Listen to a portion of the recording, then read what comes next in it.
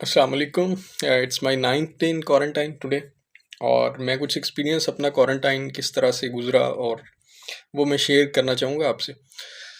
Definitely isolation में जाना प्रीज्यूम जब मैं करता था एयरपोर्ट पे, जब मैं था तो आई वाज लाइक कि यार ये कैसे गुजरेगा। ऑब्वियसली आप जब जॉब करते हैं या फैमिली के साथ टाइम गुजारते हैं, दोस्तों के साथ गुजारते हैं, तो काफ़ी आपकी ज़िंदगी का हिस्सा जो है एक पूरे दिन का वो लोगों के साथ इंटरेक्शन में गुजरता है। तो ये सोचना भी कि यार मेरा किसी से इंटरेक्शन इतने दिन नहीं होगा, तो ये कोई अच्छी फीलिंग नहीं आती। तो कोशिश यही थी कि यार यही थी कि कोई पॉलिसी चेंज हो और हमारे जाने तक क्वारंटाइन वाला जो कंडीशन है वो ख़त्म हो जाए। लेकिन वेव क्योंकि इधर ज़्यादा थी तो क्वारंटाइन पॉलिसी हमें फॉलो करना पड़ी। लेकिन मैं आ गया, पहला दिन मेरा गुजरा। तो सेकंड डे जब मैं उठा हूँ तो कोई इतना मुझे ये हुआ कि अपनी मर्जी है, मतलब उठ के थोड़ा काम कर लिया, अपना रिसर्च का कुछ मूवी देख ली और मुझे बड़ी अच्छी वाइब्स आना शुरू हो गई, अच्छी फीलिंग थी। आई मीन किसी किस्म की कोई इंटरफेरेंस, कोई इंटरप्शन नहीं थी। और जो चीज़ मैंने फील की वो था पीस, मतलब शोर नहीं था, अपने लिए, मेरे अपने लिए टाइम था। शायद मैंने ज़िंदगी में कभी भी अपने आप को इतना टाइम नहीं दिया होगा जितना इन दिनों में दिया है। और मुझे अंदाज़ा नहीं था कि मेरी कंपनी मुझे खुद ही इतनी अच्छी लगेगी। Honestly speaking, I enjoyed a lot with my self. और इंसान की ना नेचर ये है कि वो किसी ना किसी के करीब जाता है। जब हम छोटे होते हैं तो पेरेंट्स हमारे लिए, और फिर स्कूल जाते हैं तो कोई ना कोई दोस्त बन जाता है, फिर शादी होती है तो बेगम। तो इंसान की ना बाय डिफ़ॉल्ट बिल्ट इन एक क्वालिटी है कि वो किसी ना किसी के करीब जाएगा जाएगा। तो अभी जो मैं बात कर रहा हूँ तो अपने साथ जब मैंने टाइम गुजारा तो आई मीन कि मुझे अच्छा लगा।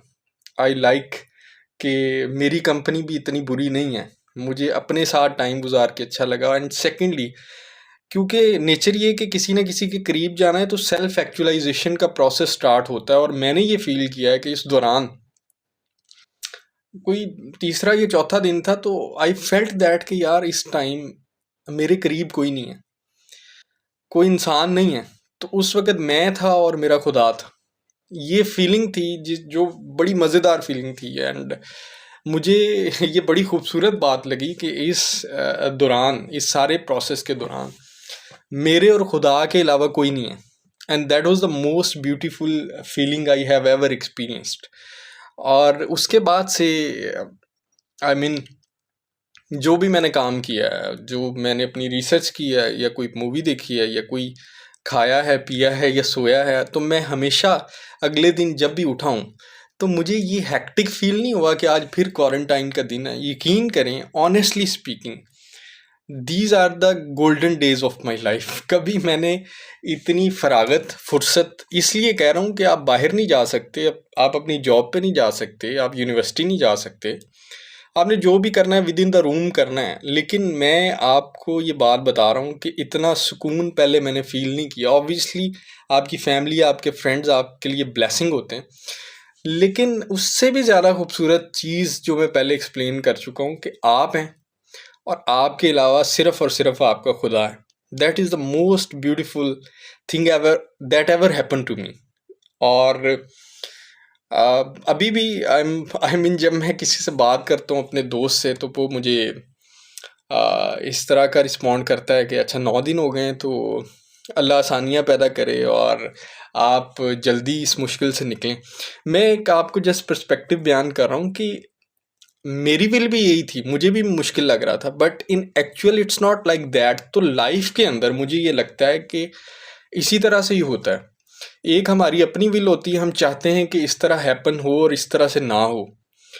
लेकिन जो खुदा की विल होती है ना, जैसे अभी हुआ है कि मैं नहीं चाहता था कि मैं आइसोलेशन में, लेकिन जो मैं फील कर रहा हूँ, जो मेरी फीलिंग्स हैं, वो खुदा की विल थी कि मैं इधर आऊँ और मैं अपना टाइम इधर स्पेंड करूँ और मैं इतने पीस के अंदर हूँ। इसका मतलब ये है कि आप कोई भी ज़िंदगी के अंदर आपकी ख्वाहिश है, अगर वो पूरी नहीं होती तो डेफिनेटली खुदा किसी ना किसी रास्ते पे तो आपको डालता है ना। बज़ाहिर ये लग रहा होता है कि यार ये आसान नहीं है, ये मुश्किल है, ये मेरी पसंद नहीं है, लेकिन जो अल्टीमेट पीस आपको फील होगा वो खुदा की रज़ा के अंदर ही होगा। और मैं ये आपसे कहना चाहूँगा, मैं इधर मिलता रहा हूँ, फॉरेनर से मेरी मुलाकात होती है, तो मुझे एक एहसास हुआ कि यार ये जो डिप्रेशन का शिकार है ना ज़्यादा, उसकी एक सबसे बड़ी वजह ये है कि हम लोग क्या करते हैं, हम लोगों ने, अगर मैं ये नहीं कहता प्रोग्रेसिव नहीं होना चाहिए, एफर्ट करें, एफर्ट के बाद अगर काम नहीं होता तो हम क्या करते हैं, सारी जिम्मेदारी अल्लाह पे डाल देते हैं कि खुदा की मर्ज़ी थी। और ये बड़ी अच्छी बात है, ये बड़ी खूबसूरत, और ये खुदा को बड़ी पसंद आती होगी। जो क्रिएटर है, डालनी उसी पे ही चाहिए, उसने बनाया। और अगर हमारा काम कोई नहीं हुआ या हमारी विल के अगेंस्ट कोई काम हो रहा है, हमें अपनी मर्ज़ी की जॉब नहीं मिली या हमें कोई और जॉब करनी पड़ रही है या हालात नामसाइद हैं, तो खुदा पे ही डालनी चाहिए, बिल्कुल डालनी चाहिए। तो इससे स्ट्रेस जो आपका है वो शिफ्ट हो जाता है। लेकिन मैंने फॉरेनर्स में ये बात फील की है, जो ख़ासतौर पे एथीस्ट हैं, जो किसी को मानते नहीं हैं, उनमें सुसाइड का रुझान इसलिए ज़्यादा है, उनके पास कोई नहीं है जिस पे वो डालें। ठीक है, तो वो अपना एक बर्डन कंटेन करते हैं अपने आप पे, तो इसलिए सुसाइड रेशोज़, उनको अगर कोई लड़की छोड़ जाए तो वो सुसाइड कर लेते हैं, उनकी जॉब चली जाए तो वो सुसाइड कर लेते हैं, और ये रेशो बड़ी ज़्यादा है। हमारे यहाँ भी ऐसे वाक़यात होते हैं, ज़ाहिर है डिप्रेशन का शिकार हैं लोग, लेकिन वो जो स्ट्रेस मैनेजमेंट है ना, वो बड़ी कम हो जाती है अगर आप उसका सारा ज़िम्मेदारी जो है वो खुदा को दे दें, अल्लाह को दे दें। और होता भी ऐसे ही है। और हमारे जो बिलीव्स हैं वो बड़े अच्छे हैं। खुदा की रज़ा जो है ना, स्ट्रेस मैनेजमेंट का एक पूरा सब्जेक्ट है, लेकिन मुझे जो लगता है स्ट्रेस की डेफिनेशन वो ये है कि आपकी ख्वाहिश और अल्लाह की रज़ा के दरमियान जो फ़ासला है ना, उसको स्ट्रेस कहते हैं। वो फ़ासला, दरमियानी फ़ासला जितना कम होगा ना, स्ट्रेस आपका उतना ही मैनेज्ड होगा। एंड राइट नाउ मैं किस लिए कह रहा हूँ कि ये मेरे गोल्डन डेज़ हैं, उसकी सिर्फ़ और सिर्फ़ एक वजह है। उसकी ये वजह नहीं है कि मतलब मैं मतलब फैमिली से नो डाउट दूर हूँ इस टाइम, मैं मिस भी करता हूँ उनको, मेरी बात हो जाती है फ़ोन पे, लेकिन ऑनेस्टली स्पीकिंग मेरा स्ट्रेस लेवल जो है ना, वो इस टाइम ज़ीरो है।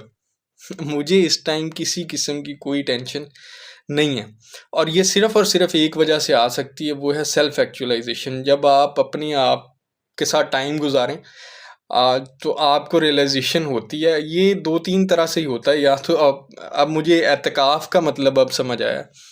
ज़ाहिर है मेरी इतनी सेक्रेड आइसोलेशन तो नहीं है, जैसे मैंने पहले कहा कि इसमें मैं मूवी भी देख लेता हूँ, लेकिन जो एतकाफ़ पे लोग बैठते हैं वो खुदा के करीब जाते हैं।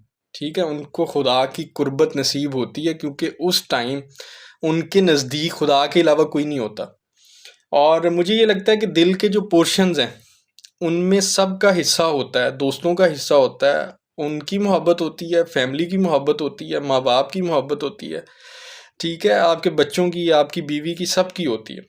लेकिन अल्टीमेटली हम दुनिया के अंदर इतने गुम होते हैं, खुदा की मोहब्बत नाम की तो होती है कि जनाब जब किसी से पूछा जाए हाँ जी क्या हाल चाल है, तो बस जी अल्लाह का शुक्र है, वो नाम का होता है। लेकिन अगर अल्टीमेटली खुदा की मोहब्बत आपके दिल में हो ना, तो कोई मिसहैप भी होगा तो वो जो पोर्शन है ना दिल का, वो आपको गिरने नहीं देगा, वो आपको संभाल लेगा। तो अल्टीमेटली मुझे ये लगता है कि लाइफ के जो प्लान्स हैं वो आपको एग्जीक्यूट करने का बिल्कुल सोचना चाहिए, आपको प्रोग्रेसिव होना चाहिए। ऐसा नहीं होना चाहिए कि आप कुछ करें ही ना, आप एफर्ट करें, लेकिन अल्लाह ने आपके लिए कुछ और चुना है, आपके लिए कुछ और सोचा है, तो बिलीव यू मी, ये मेरा पर्सनल एक्सपीरियंस है कि आपको उसमें ज़्यादा मज़ा आएगा। अपेरेंटली आपको नहीं लगेगा, आपको कोई भी ये एक्सेप्टेंस जो है ना बड़ी मुश्किल होती है कि यार जो मैं चाहता हूँ वो नहीं हुआ, लेकिन अल्टीमेटली जो वो चीज़ होगी वो आपके लिए पीसफुल और बड़ी फैसिनेटिंग होगी और लाइवली भी होगी।